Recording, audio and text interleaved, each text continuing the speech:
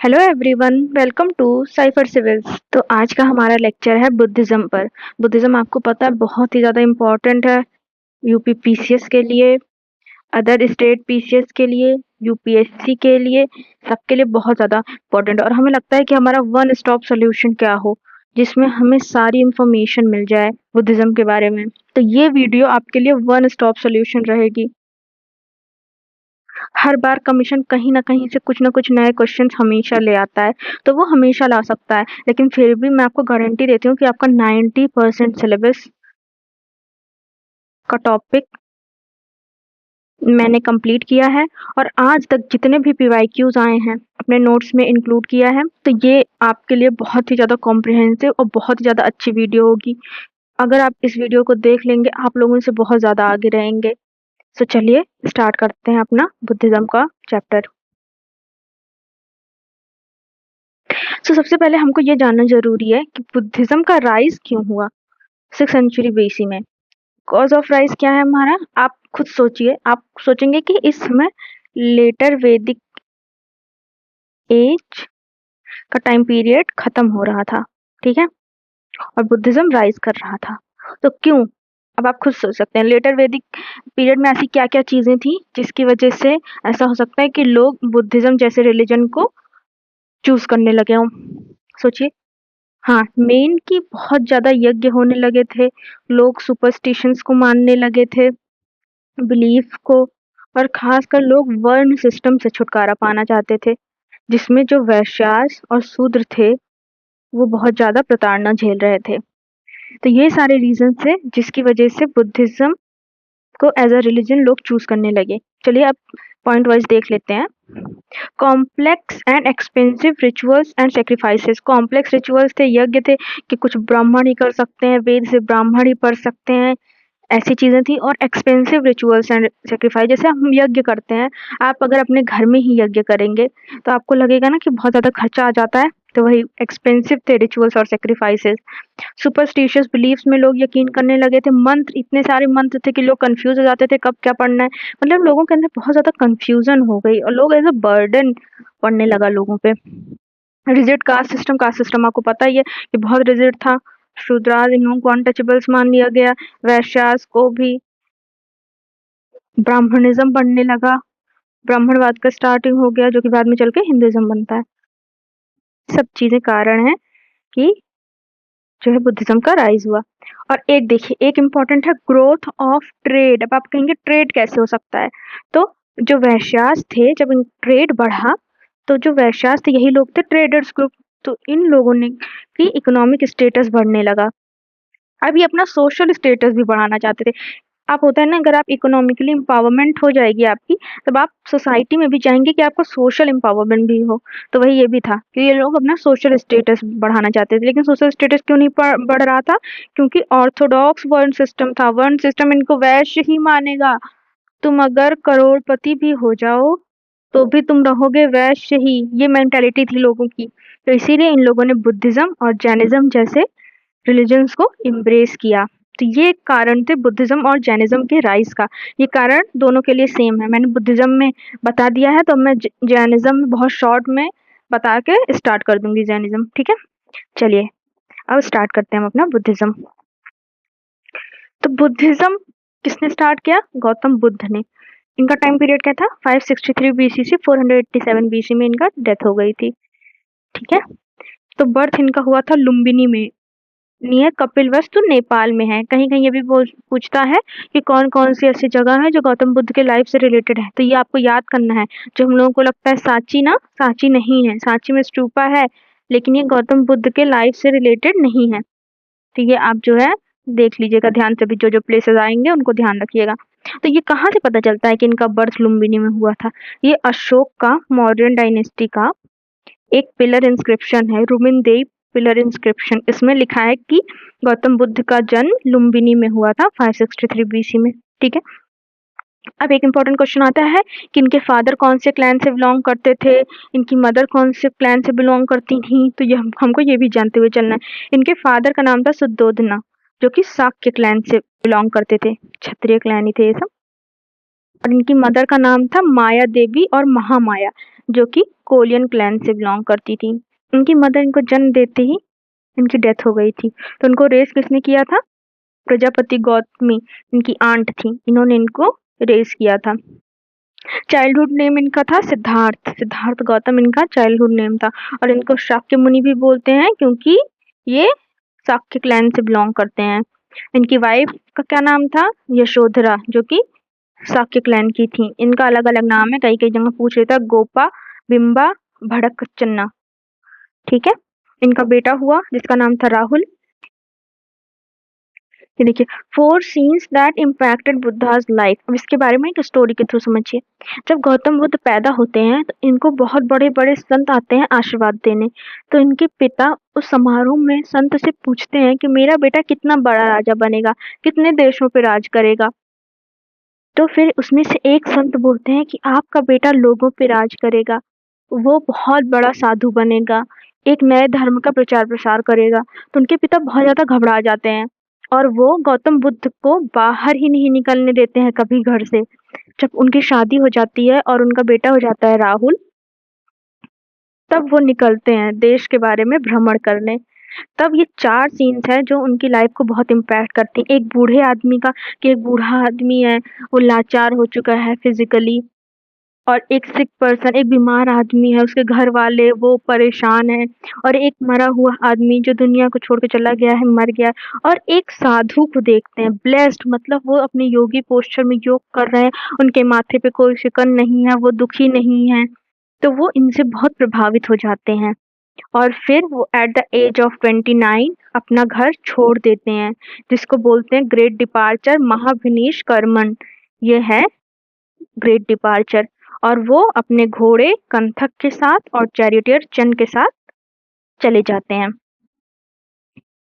अब यहाँ पे गौतम बुद्ध अपने घर से चले गए हैं, ग्रेट डिपार्चर हो गया। अब उसके बाद की लाइफ क्या है वो हम पॉइंट में थोड़ा बहुत जानेंगे जो हमारे एग्जाम के से रिलेटेड इम्पोर्टेंट है। ठीक, वो आचार्य अलारा कलाम से मिलते हैं जो फिलोसफर है सांख्य फिलोसफी के। इनसे ये मिलते हैं कहाँ पे? वैशाली पे। ठीक है, और धर्माचार्य रुद्रक रामपुत्र से मिलते हैं राजगृह पे। ये दोनों कौन है? ये बुद्धा के इनिशियल टीचर्स हैं जिन्होंने बुद्धा को ज्ञान दिया। तो इनके नाम आपको याद होना चाहिए, किसी किसी एग्जाम में पूछता है कि कौन से टीचर कहाँ मिले थे और कौन थे बुद्धा के इनिशियल टीचर्स। ठीक है, फिर 6 साल वो इधर-उधर भटकते हैं और 35 की एज में वैशाख पूर्णिमा का समय था, उनको निर्वाण मिल जाता है। निर्वाण मतलब एनलाइटनमेंट मिल जाता है। बुद्धा को वो ज्ञान मिल जाता है जिसके लिए वो इतने दिन तक भटक रहे थे। और कौन से रिवर के बैंक पे? निरंजना रिवर, पुनपुन रिवर जिसे बोलते हैं। पीपल ट्री के, जिसको बोधि ट्री भी बोलते हैं, उसके नीचे बोध गया में। ठीक है, ये प्लेसेस आपको सब याद होने चाहिए। ये सब बुद्धा के लाइफ से रिलेटेड हैं। बोध गया, ऊपर आपने क्या पढ़ा? लुम्बिनी। ठीक है, तो आपको याद करना है वैशाख पूर्णिमा के टाइम, मान लीजिए नहीं याद है कोई बात नहीं, निर्वाण मिलता है रिवर निरंजना पर और बोधि ट्री के नीचे बोध गया में। ठीक, अब यहाँ से लोग उनको तथागत नाम से जानने लगे। क्यों? इसका मतलब क्या है? जिन्होंने सत्य पे विजय कर ली हो, he who have von truth, जो सत्य पे विजय कर ली हो, मतलब ट्रुथ को भली भांति जान लिया हो।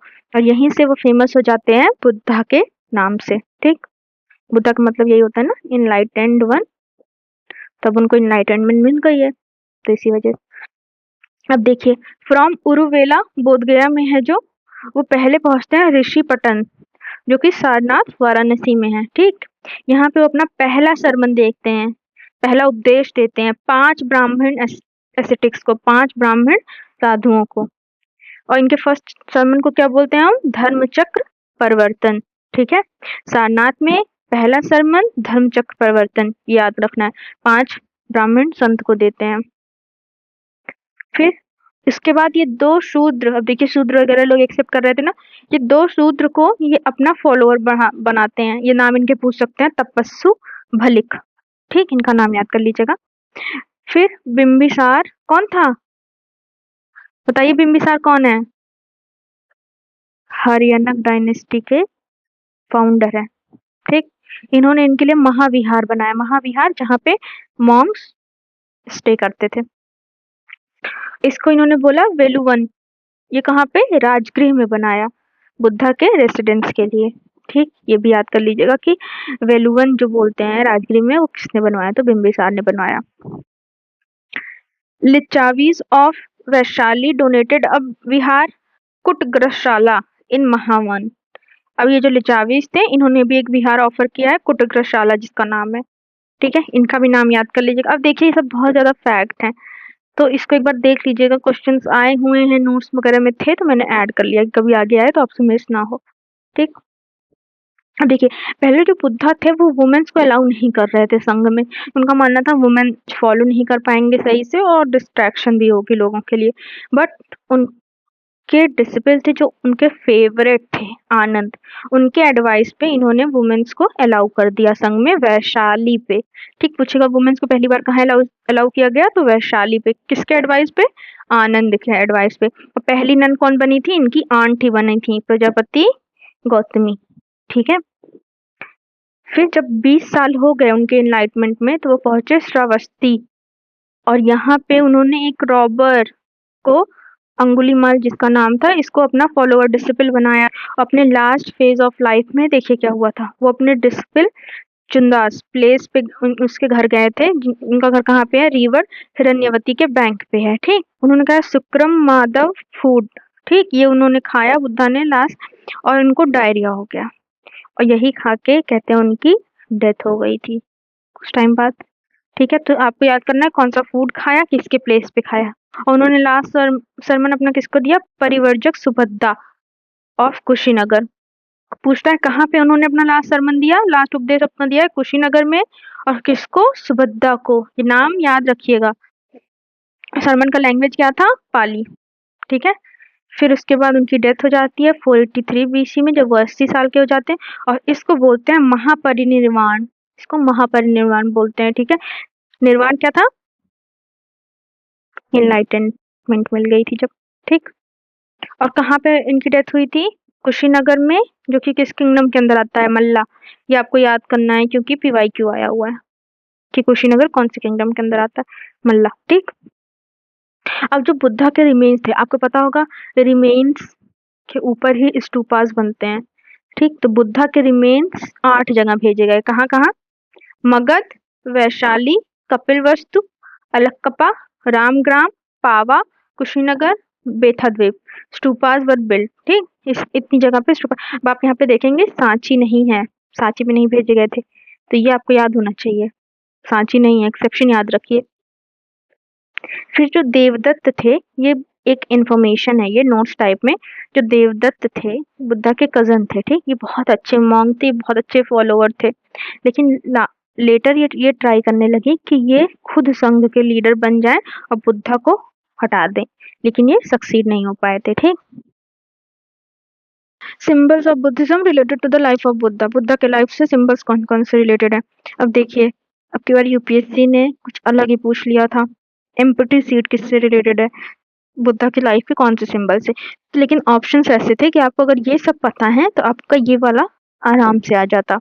पहले इसी को देख लेते हैं। एम्प्टी सीट रिप्रेजेंट करती है मेडिटेशन ऑफ बुद्धा। बुद्धा अपने ध्यान पोजीशन में है, ये एम्प्टी सीट से रिप्रेजेंट होता है। ये एक्स्ट्रा है, तो एक्स्ट्रा ऐड करके अब आपको एक्स्ट्रा भी पढ़ना है। ठीक, बर्थ, लोटस और बुल से बर्थ को रिप्रेजेंट करते हैं। ग्रेट डिपार्चर, महावनीश कर्मन, ये हॉर्स से, क्योंकि वो अपने हॉर्स पंथक पर बैठ कर गए थे।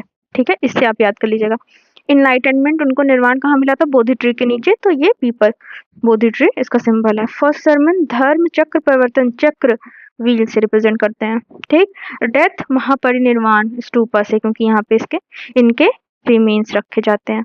ठीक, चलिए अब हम पढ़ेंगे बुद्धिस्ट काउंसिल्स के बारे में। ये हुई थी बुद्धिज्म के स्प्रेड के लिए बुद्धा के डेथ के बाद। इसमें स्कॉलर्स आपस में मिलते थे और वो बुद्धिज्म के प्रचार प्रसार के लिए डिस्कस करते थे, और ये किसी एक राजा के पेट्रोनेज में होता था। ठीक, देखिए, फर्स्ट बुद्धिस्ट काउंसिल हुई है 483 बीसी में, जिस साल बुद्धा का डेथ हुआ था, और ये कहाँ हुई है? राजगृह में। आपको मेन यही याद करना है, ये बस उसके एडिशनल इन्फॉर्मेशन है। और ये किसी भी बुद्धिस्ट मॉन्क के चेयरमैनशिप में होती थी, तो ये सारे बुद्धिस्ट मॉन्क्स हैं। तो फर्स्ट बुद्धिस्ट काउंसिल हुई थी हमारी महाकसप्पा के चेयरमैन में, और पेट्रोनेज कौन किया था? अजातशत्रु हर्याणक डायनेस्टी की सेकंड रूलर थे। इसका रिजल्ट क्या था? सुत्त पिटाका और विनय पिटाका कंपाइल हो गई थी। जो त्रिपिटकाज है उसमें से सुत्त पिटाका, विनय पिटाका। सुत्त पिटाका को आनंद ने किया था, विनय पिटाका को उपाली ने। ये दोनों बुद्धिस्ट डिसिपल थे। और सेकंड बुद्धिस्ट काउंसिल होती है हमारी 383 बीसी में। ये वैशाली में होती है, सबा कमी के चेयरमैनशिप के अंदर, और कालाशोक ये सुशुंग डायनेस्टी के थे, इनके पेट्रोनेज में होती है। यहाँ पे क्या था, जो वैशाली के मॉन्क्स थे वो कुछ चेंजेस चाहते थे राइट्स में, और यहाँ पे स्थविरवादिन और महासंघिका तरीके के डिवीजन का स्टार्टिंग हो गया था। यही महासंघिका बाद में चल के महायाना बनता है। मतलब ऐसा है नहीं, मतलब समझने के लिए आप समझिए कि यही लोग कुछ लीनियंट थे, मतलब कुछ चेंजेस चाहते थे। ये स्थरीवादन ये ऑर्थोडॉक्स सेक्ट था और ये थोड़े लीनियंट थे, ठीक। फिर थर्ड बुद्धिस्ट काउंसिल हमारी होती है पाटलिपुत्र में, मोगालीपुत्र के चेयरमैनशिप में, और अशोक के टाइम पे। त्रिपिटका का तीसरा फॉर्म अभिधम पिटाका भी कंपाइल हो जाता है, और यहाँ पे मिशनरीज को various parts of the world में भेजने के लिए डिसीजन लिया जाता है। अशोक ने भी अपने बेटे और बेटी को श्रीलंका भेजा था बुद्धिज्म के प्रचार प्रसार के लिए, ठीक। उसके बाद होती है हमारी फोर्थ बुद्धिस्ट काउंसिल जो 98 एडी में होती है। चेयरमैन रहते हैं वसुमित्र, वाइस चेयरमैन रहते हैं अश्वघोष। कनिष्क के टाइम होती है, जो कुशन डायनेस्टी के रूलर हैं। यहाँ पे महाविभाष शास्त्र का कंपाइलेशन होता है। ये त्रिपिटकास पे संस्कृत कमेंट्री है, ठीक। और यहाँ पे फाइनली हीनयान और महायान सेक्ट में बुद्धिज्म का डिवीजन हो जाता है। तो पूछेगा डिवीजन कहाँ होता है, तो फोर्थ बुद्धिस्ट काउंसिल में होता है, कनिष्क के पेट्रोनेज के अंदर, ठीक। अब हम पढ़ेंगे टीचिंग्स ऑफ बुद्धा। बुद्धा ने क्या क्या टीचिंग्स दी हैं, मतलब बुद्धिज्म के क्या क्या टीचिंग्स हैं। ये सब आपको टीचिंग्स वगैरह रट लेना है, क्योंकि ये आपके एथिक्स के लिए भी बहुत इंपॉर्टेंट है, और एस्से पेपर के लिए वाइडली यूज कर सकते हैं आप इनको एग्जाम्पल्स के तरीके। बुद्धा ने 4 नोबल ट्रुथ्स बताए हैं, 4 जीवन के सत्य हैं कि वर्ल्ड जो है वो दुखों से भरा हुआ है, और दुख का कारण क्या है? डिजायर। इंसान की डिजायर खत्म नहीं होती। आज आपके पास मारुति सुजुकी है तो कल आपको उससे बड़ी गाड़ी चाहिए होगी, फिर आपको उससे बड़ी गाड़ी चाहिए होगी। तरीके से डिजायर का कोई अंत नहीं है, और सफरिंग का कॉज ही है डिजायर। अगर हम डिजायर को खत्म कर दें तो हमारी सफरिंग्स भी खत्म हो जाएंगी। अगर हम अपने डिजायर्स को खत्म कर देंगे तो हमारे दुख भी खत्म हो जाएंगे। इससे हो सकता है। हम डिजायर्स को कैसे खत्म कर सकते हैं? 8 फोल्ड पाथ को फॉलो करके। और अब वो 8 फोल्ड पाथ क्या है वो यहाँ लिखे हैं। राइट व्यू होना चाहिए, राइट रिजॉल्व होना चाहिए, right speech, right conduct, right livelihood, right effort, right mindfulness, right concentration होना चाहिए। अब एक एक का मतलब समझ लेते हैं। राइट व्यू का मतलब है कि हमें रियलिटी को समझना चाहिए और 4 नोबल ट्रुथ्स को समझना चाहिए। राइट रिजॉल्व का मतलब है कि हमें एक माइंडसेट रखना चाहिए कि हम एंगर और अपनी ग्रीडी डिजायर से छुटकारा पा सकें। राइट स्पीच का मतलब हमें ऑनेस्टी, झूठ बोलना, ये सब नहीं रखना। हमें ऑनेस्टली बोलना है और झूठ नहीं बोलना है, ठीक है। हार्श वर्ड्स नहीं बोलने हैं। फिर राइट कंडक्ट मतलब किसी के साथ बुरा नहीं करना है, चोरी नहीं करनी है, किसी को मारना नहीं है। राइटली लाइवलीहुड एक जॉब करना है जो दूसरों को हर्ट ना करे, सिर्फ आपको फायदा दे, दूसरों को नुकसान ना दे, ठीक। राइट एफर्ट ये है कि आपको मेहनत करनी है, बुरे थॉट्स को खत्म करना है और अच्छे थॉट्स को अपने मन में लाना है, ठीक। राइट माइंडफुलनेस इसका मतलब है कि आपको अपनी बॉडी, फीलिंग्स, माइंड के बारे में फुली अवेयर रहना है, ठीक है। और राइट कंसंट्रेशन इसका मतलब है कि अपने माइंड को ट्रेन करना है कि वो अच्छे से फोकस कर सके और काम रह सके। इसको आप डिवाइड भी कर सकते हैं। जैसे आप देखेंगे कि राइट व्यू और राइट रिजॉल्व एक तरीके से विजडम का पार्ट है। Right speech, right conduct, livelihood ये आपका एथिकल कंडक्ट है, ठीक। क्या अपना बिहेवियर एथिक्स कैसे अप्लाई करते हैं। और राइट एफर्ट, राइट माइंडफुलनेस और राइट ये आपका मेंटल डिसिप्लिन है। अब देखिए, अब बुद्धा ने इसके लिए एक मध्यम मार्ग दिया है जो हम बहुत जगह यूज करते हैं। आपने सुना होगा कि एथिक्स में हम बहुत जगह मध्यम मार्ग यूज करते हैं बुद्धिज्म का। तो वही मध्यम मार्ग क्या है कि हमें एक्सट्रीम्स को छोड़ना है। हमें बहुत आराम की भी जिंदगी नहीं जीनी है और हमें बहुत ज्यादा अपनी बॉडी को प्रताड़ना भी नहीं देनी, एकदम एसेटिज्म की भी जिंदगी नहीं जीनी। हमें मिडिल पाथ कि हम दोनों को बैलेंस कर सकें, ठीक है। यही है बुद्धा का मध्यम मार्ग। अगर आपके पास 2 सिचुएशन आती है, नौकरी से रिलेटेड मान लीजिए आपके कोई आ गया और एक आपके फैमिली से रिलेटेड आ गया, तो आपको बीच का मार्ग ढूँढना है, फिर दोनों को बैलेंस कर सके। ठीक? चलिए, अब कई-कई जगह पूछता है ना कि ये नाम किससे रिलेटेड है, खासकर यूपीएससी में ऐसे बहुत क्वेश्चन आते हैं, यूपीपीसीएस में भी आए हैं। तो बुद्धा के डिफरेंट नेम्स हैं। हम लोग ज़्यादातर नाम किसमें कन्फ्यूज़ होते हैं, बुद्धिज़्म और जैनिज़्म वाले नाम में कन्फ्यूज़ होते हैं। तो आप बुद्धा के नाम से याद कर लीजिए। शाक्य मुनि कहा जाता था, क्यों? क्योंकि ये शाक्य क्लैन से बिलॉन्ग करते थे। तथागत, जिन्होंने त्रुथ पर जीत पा ली हो। भागवत बोला जाता था, त्रिगेश बोला जाता था, योग बोला जाता था, सुगत बोला जाता था, विपाश्चित बोला जाता था। ये बुद्धा के डिफरेंट नेम्स हैं, आपको लर्न होने चाहिए। अब बुद्धा ने त्रिरत्न के बारे में बताया, जो 3 ज्वेल्स होते हैं वो कौन-कौन है? एक बुद्धा, एनलाइटेंड वन, धम्म जो बुद्धा का धम्म है, और संघ जहाँ पे फॉलोअर्स और मॉन्क्स रहते हैं। ठीक है? ये 3 ज्वेल्स हैं बुद्धिज्म के। अब कुछ फीचर्स देख लीजिए बुद्धिज्म के। बुद्धिज्म ने ना गॉड को एक्सेप्ट किया है ना रिजेक्ट किया है। ये ध्यान दीजिएगा, जब भी बुद्धिज्म जैनिज्म में डिफरेंस आएगा तो आपको पता होना चाहिए, बुद्धा ने ना गॉड को एक्सेप्ट किया है ना रिजेक्ट किया है, बल्कि जो जैनिज्म है उन्होंने गॉड को रिजेक्ट ही किया है, गॉड की एग्जिस्टेंस को। ठीक है? लेकिन वो जैनिज्म में ये मानते हैं कि हर लिविंग बीइंग के अंदर लाइफ होती है, living being non living being सबके अंदर लाइफ होती है। ठीक? लेकिन उन्होंने गॉड को रिजेक्ट किया है, लेकिन बुद्धा ने ना एक्सेप्ट किया है ना रिजेक्ट किया है। इन्होंने लॉ ऑफ कर्म पे बहुत ज़्यादा एम्फेसिस दिया है कि हम अपना कर्म जैसा करेंगे वैसा हमको फल मिलेगा। और जैनिज्म का कहना है कि कर्म ज़रूरी है, लेकिन हम जब सीवियर एस्केटिज्म फॉलो करेंगे तो हम कर्म को अपने शेप कर सकते हैं। ठीक? ये बुद्धिज्म में माना जाता है कि सोल नहीं एग्जिस्ट करती, इसी को बोलते हैं अनात्मवाद, मतलब सोल नहीं एग्जिस्ट करता। और जैनिज्म में मानते हैं कि हर लिविंग बीइंग के अंदर सोल है, लाइफ है। ठीक? अहिंसा तो दोनों ने ही एम्फसाइज किया है। Buddhism was more social than religious evolution, ये बेसिकली सोशल इवोल्यूशन ज़्यादा है सोसाइटी को सुधार करने के लिए। इन्होंने practical ethics, principle of social equality, इन सबको प्रमोट किया है। ठीक है? इसीलिए बाद में इसको अम्बेडकर जी भी हमारे इम्प्रेस करते हैं। अब हम पढ़ते हैं बुद्धिज्म का स्प्रेड कैसे हुआ है। संघ के थ्रू ही बुद्धिज्म का स्प्रेड हुआ है। संघ में कौन-कौन है? भिक्षुज हैं, मॉन्क्स और उपासिकास जो ले वर्शिपर्स होते हैं, तरीके के फॉलोअर्स, डिसिपल्स।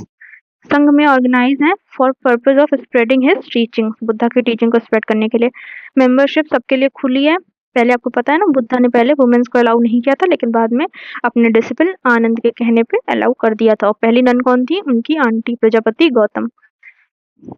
नन्स के लिए स्पेशल कोड है उनके मूवमेंट और रेसिडेंस से रिलेटेड। और संघ जो है वो डेमोक्रेटिक लाइंस पे चलता है, डिसिप्लिन होना चाहिए मेंबर्स के अंदर। ठीक है? और अशोका ने बुद्धिज्म को वेस्ट एशिया और सिलोन में फैलाया है। हिनयान सेक्ट को बिलोंग करते थे अशोक, हिनयान सेक्ट में मानते थे, महायान में नहीं मानते थे, क्योंकि महायान में डिवीजन कब हुआ था? कनिष्क के टाइम, अशोक के बाद हुआ था। ठीक? अशोक के टाइम ही ये फैसला हुआ था कि बुद्धिज्म को हम बाहर भी स्प्रेड करेंगे। अशोक ने अपने बेटे महेंद्र और डॉटर संघमित्रा को श्रीलंका भेजा था बुद्धिज्म के स्प्रेड के लिए। अब हमको ये भी जानना जरूरी है कि बुद्धा के इम्पोर्टेंट डिसिपल्स कौन थे, क्योंकि बहुत सारे थे, तो हमको मेन को पता होना चाहिए। आनंद, कस्सपा, उपाली। उपाली ने क्या? विनय पिटका कंपाइल किया है, और इन्होंने सुत्त पिटका। रिकॉल भी करते जाइए। मोगलन्ना और सरिपुत्र, ये नाम आपको याद होने चाहिए। ठीक? अब देखिए major schools of Buddhism, Buddhism का डिवीजन डिफरेंट सेक्ट्स में। पहला है हिनयान, इसको थेरावाद भी बोलते हैं, ये ऑर्थोडॉक्स सेक्ट था, स्थरवादी ने इसे भी सिखाया। ठीक? फिर महायाना, फिर वज्रयान। हिनयान को बोलते हैं लेसर व्हीकल, जिसका मतलब है कि बुद्धा की ओरिजिनल टीचिंग को ये लोग मानते थे। ऑर्थोडॉक्स सेक्ट था, पाली कैनन पे बेस्ड। ठीक? पाली लैंग्वेज कैनोनिकल टेक्स्ट। ये मानते थे कि इंडिविजुअल लिबरेशन हो सकता है थ्रू मेडिटेशन, इंडिविजुअल्स अपना मोक्ष खुद प्राप्त कर सकते हैं मेडिटेशन के जरिए।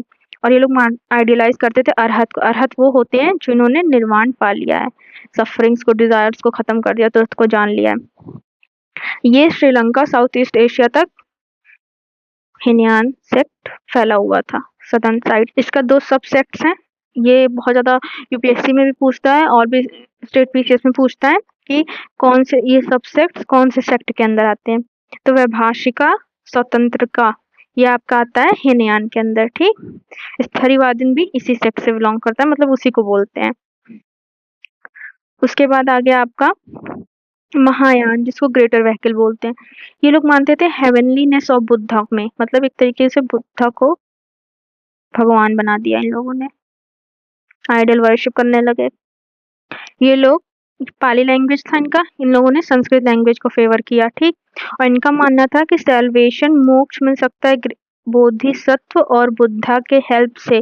मतलब ये इंडिविजुअली मानते थे मेडिटेशन के थ्रू, लेकिन ये मानते थे बोधिसत्व के हेल्प से भी सैल्वेशन, मोक्ष मिल सकता है। आइडल वर्शिप में बिलीव करते थे। और ये जो महायान सेक्ट था, ये चाइना, कोरिया, जापान, मतलब नदर्न पार्ट में ये वाला सेक्ट फैला। और इसके सब सेक्ट्स कौन थे? शून्यवाद, माध्यमिक, विज्ञानवाद, योगचर। याद कर लीजिएगा, इन सब की मीनिंग जानना बहुत जरूरी नहीं है। तीसरा था डायमंड व्हीकल। इसका मतलब था salvation could be best attained by acquiring the magical power which is called vajra. मतलब ये लोग तांत्रिक कल्ट था, तंत्र मंत्र और मैजिक में मानते थे। ये सब मोक्ष, मैजिक वगैरह से भी हम लोग को मिल सकता है। और इनकी चीफ डिविनिटीज कौन थी? उनको बोलते थे ताराज पूजनीय। और ये कहाँ पॉपुलर हुआ? ईस्टर्न इंडिया में, मतलब हमारे नॉर्थ ईस्ट में, बंगाल में, बिहार में, ठीक है। अब एक आता है आपका जैन बुद्धिज्म। ये है महायाना का सबसेक्ट। इनका मतलब है मेडिटेशन फॉर इनलाइटमेंट। मेडिटेशन करके हम इनलाइटमेंट मिल सकता है। इसको अलग अलग नाम से अलग अलग जगह जानते हैं। Chan in China, Son in Korea, Zen in Japan, ठीक है। अब एक है नियो बुद्धिज्म, जिसको नवयान भी बोलते हैं।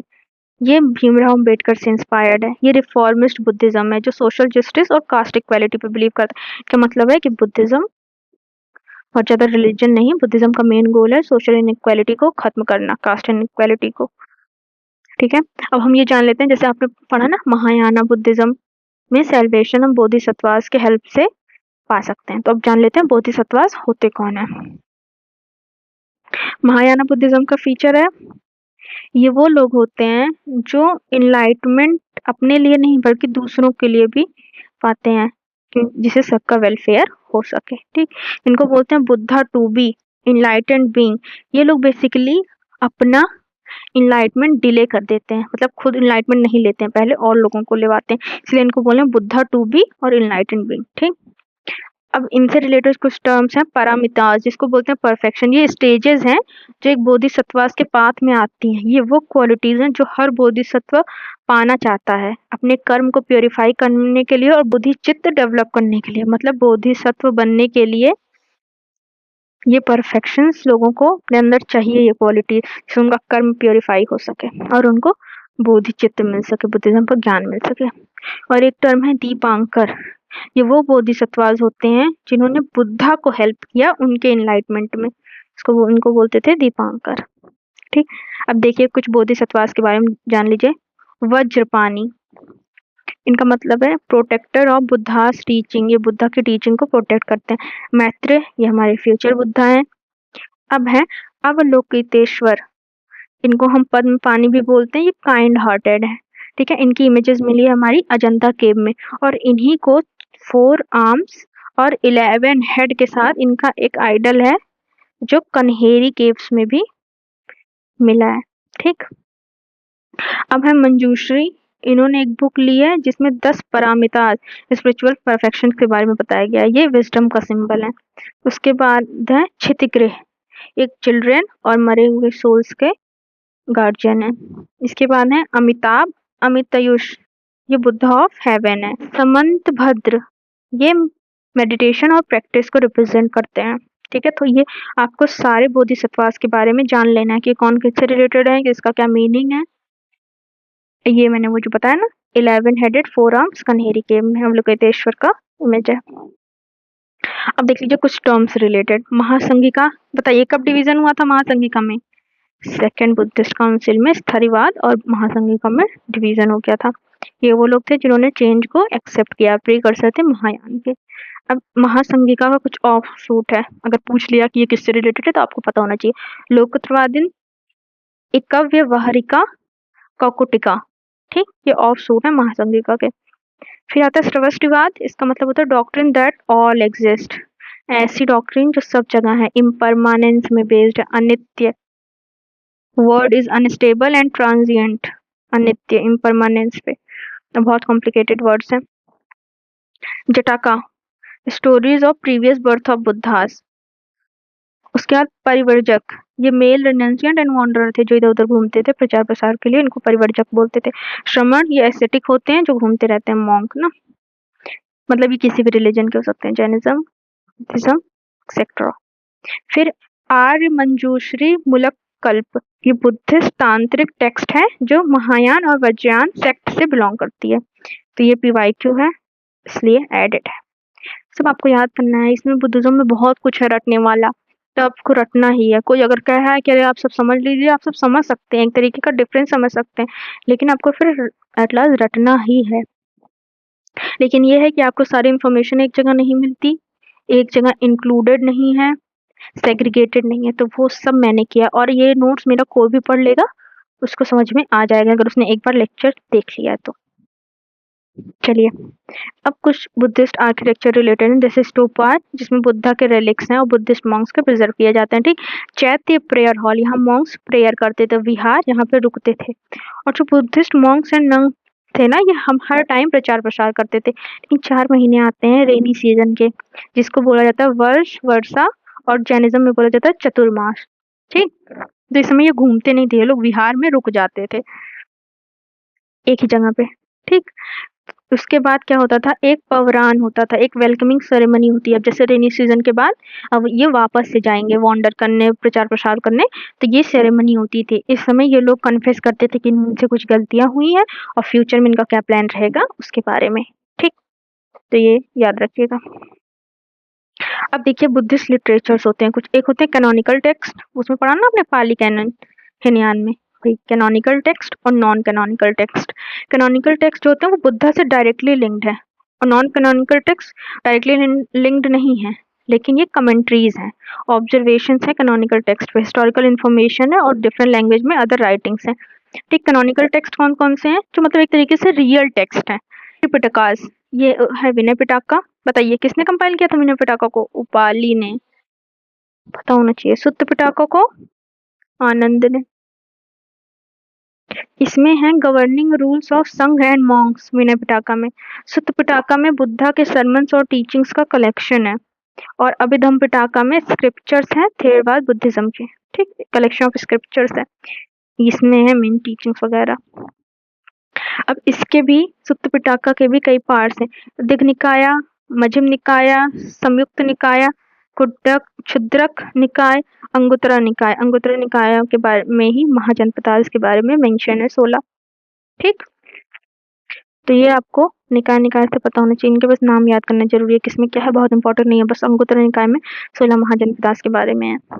अब नॉन कैनोनिकल टेक्स्ट के बारे में जान लीजिए। मिलिंड पन्हो की है, जो इंडो ग्रीक किंग मिलिंड और बुद्धिस्ट मॉन्क नागसेन के बारे में कन्वर्सेशन है पाली लैंग्वेज में, ठीक। नागसेन ने ही लिखा है मिलिंड पन्हो। उसके बाद नेतिपक्रन, ये गाइडेंस बुक है। विशुद्धिमार्ग, ये बुद्ध घोष ने लिखी है। दीप वंशा एंड महावंशा, ये बुद्धास की लाइफ डिस्क्रिप्शन, ये किसकी टेक्स्ट है? श्रीलंका के टेक्स्ट है। उसके बाद महावस्तु, ये बुद्धा की बायोग्राफी है, संस्कृत प्लस पाली लैंग्वेज में। और एक है निदम कट्टा, जिससे पूछ लेता है ना ये टेक्स्ट किससे रिलेटेड है। अब बहुत इजी क्वेश्चंस आएंगे इसके, लेकिन ऐसे क्वेश्चन आ जाते हैं कि वो टेक्स्ट का हम नाम ही नहीं सुन रहे थे, तो जितने लिखे हैं उनके तो आप कम से कम नाम सुने रहे। ये टेक्स्ट किससे रिलेटेड है? बुद्धिज्म से, जैनिज्म से, तो बस इतना ही पूछेगा। अब और भी कुछ टेक्स्ट है, उनकी कौन ऑथर है वो देख लेते हैं। मिलिंद पन्हो के नागसेन है, ठीक। बुद्ध चरिता, सौद्र आनंद, सरिपुत्र प्रकरण, ये अश्वघोष ने लिखा है। मध्यमी ककारिका, ये नागार्जुन ने लिखा है। विशुद्धि मार्ग बुद्ध घोष ने। अभिधम कोश वसुबंधु ने। अब देखिए ये जो मध्यमी ककारिका है, इसमें थियरी ऑफ रिलेटिविटी और शून्यता के कॉन्सेप्ट को बताया गया है, ठीक। और ये नागार्जुन ही थे जो पहले मॉन्क थे जो चाइना गए थे बुद्धिज्म के स्प्रेड के लिए। नागार्जुन को नागसेन से कंफ्यूज मत करिएगा। अब देखिए कुछ बुद्धिस्ट यूनिवर्सिटीज हैं जो अलग अलग फाउंडर्स हैं, ठीक। नालंदा यूनिवर्सिटी जो सबसे इम्पोर्टेंट है बिहार में है, कुमार गुप्त फर्स्ट गुप्ता रूलर थे इन्होंने। उदंतपुरी बिहार में है, ये भी गोपाल पाला रूलर थे। विक्रमशिला बिहार में है, धर्मपाल ये भी पाला रूलर थे। पाला रूलर ही मतलब बिहार साइड थे ना, बिहार और वेस्ट बंगाल साइड, तो इन लोगों ने बहुत सारे किए हैं। फिर सोमपुरी नॉर्थ बंगाल में है, धर्मपाल। जगदलाल बंगाल में है, रामपाल। और वल्लभी गुजरात में है, भटरका मैत्रक रूलर थे, ठीक। अब देखिए कुछ कौन कौन रॉयल पेट्रॉन थे जिन्होंने बुद्धिज्म को पेट्रोनाइज किया। हरियाणा डायनेस्टी के मगध रूलर के बिम्बिसार एंड अजातशत्रु थे। प्रश्नजीत थे, कौशल रूलर थे। उदयन वत्स रूलर थे। प्रद्युत अवंती रूलर थे। अशोक दशरथ मौर्यन रूलर थे। मिलिंड मियांडर इंडो ग्रीक थे। कनिष्क कुशन रूलर थे। हर्षवर्धन वर्धन रूलर थे। गोपाल धर्मपाल रामपाल ये पाला रूलर थे। इनके नाम याद कर लीजिएगा।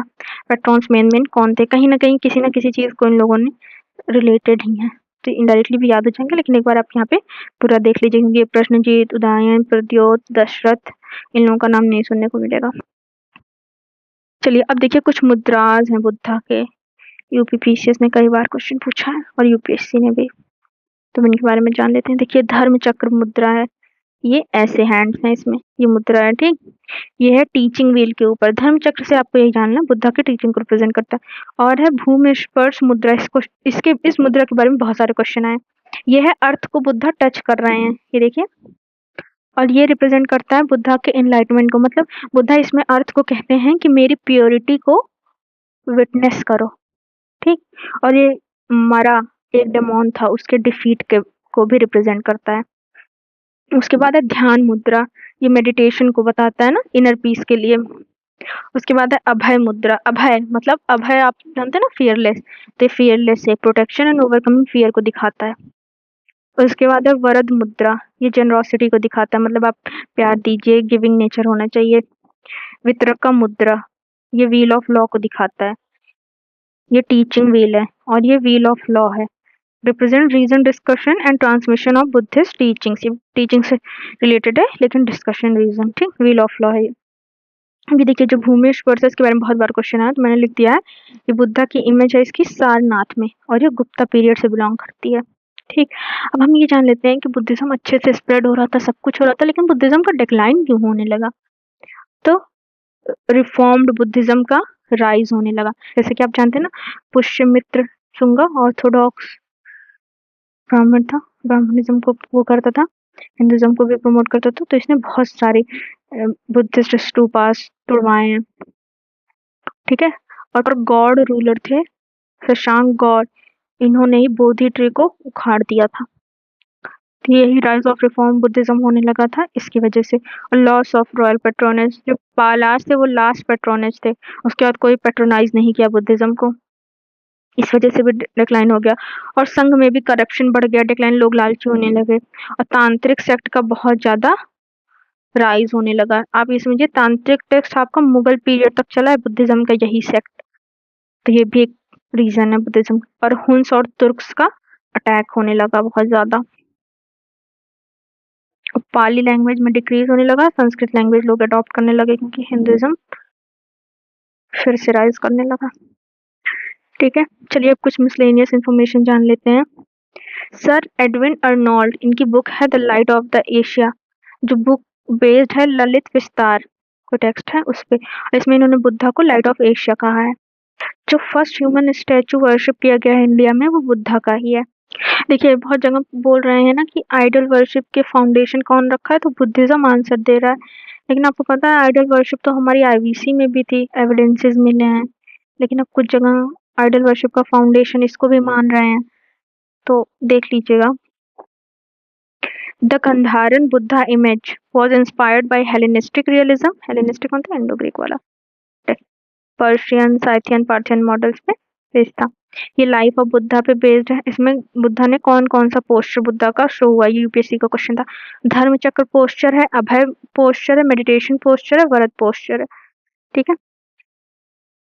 जो वज्रयान बुद्धिज्म है ये सल्तनत पीरियड तक प्रोमिनेंट था, बता दिया मैंने। नागार्जुन जो है फर्स्ट बुद्धिस्ट मॉन्क थे जो चाइना गए थे फर्स्ट सेंचुरी एडी में, ये भी मैंने बता दिया। तो यहाँ पे आपका बुद्धिज्म खत्म होता है। सो बुद्धिज्म आपका कंप्लीट हो गया है। आप एक बार ये लेक्चर देखने के बाद जब क्वेश्चन सॉल्व करेंगे आपको सब आएंगे, लेकिन आपको बार बार रिवीजन करना है, क्योंकि बुद्धिज्म जैनिज्म बहुत ज़्यादा इंपॉर्टेंट टॉपिक है, आप इनको छोड़ के नहीं जा सकते पेपर में। तो आपको बहुत बार बार सिर्फ रिवाइज करना है, तब आपको जाके सारे फैक्ट सब कुछ याद होंगे। चलिए अब मिलते हैं आपको नेक्स्ट वीडियो में, जो कि होगी हमारी जैनिज्म। Thank you.